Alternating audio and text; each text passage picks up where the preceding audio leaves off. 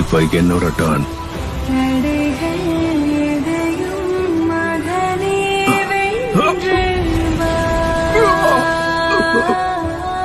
கடைசியா அவன் சாகுற நாள் வந்தாலும்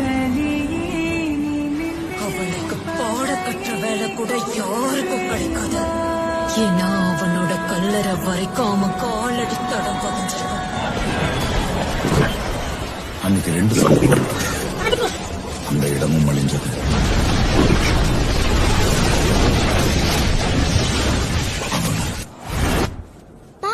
இந்த உலகத்துல இருக்க எல்லா தங்கத்தையும் உனக்கே தரமா.